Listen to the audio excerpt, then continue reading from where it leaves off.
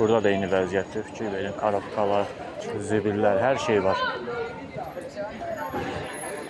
Dünyanın ən vacib işlərini görən insanlar az pul alırlar. Dərinliyinə gedəndə gördükləri işin bir mahiyyəti olmayan insanlar isə dünyanın pulunu qazanırlar. Bura Madridin mərkəzidir. Puerta del Sol, Sol meydanıdır. Arkama baxın bir dəqiqə bura.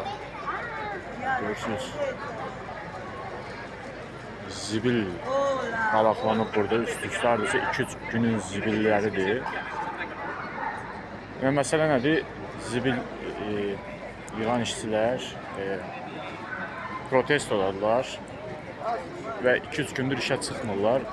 Gördüyünüz kimi bax, arxaya baxın, yığılıbdır. Bunlar hamısı burada yəni yaşayanların, lokalların gün ərzində yığdıqları zibillərdir. Normalda gecə gəlib onları götürüb aparırlar maşınlarla. Ancaq 2 gündür işə çıxmırlar və şəhərin demək olar ki, bütün hissələrində bu cürə zibillər yığılıb. Baxın, görürsünüz.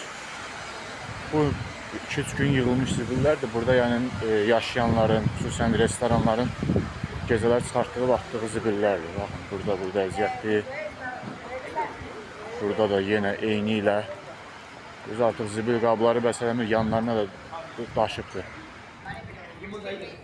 Burada daha böyük var. Yəni bunu niyə deyirəm? Yəni hazırda Madriddə də 20 dərəcə üzəri isti var və artıq xüsusən də bunlar qida məhsullardır və üfunət yavaş-yavaş qalxmağa başlayır. Dünya üçün vacib iş görənlərin əmək haqqısı da o işin mahiyyəti qədər yüksək olmalıdır.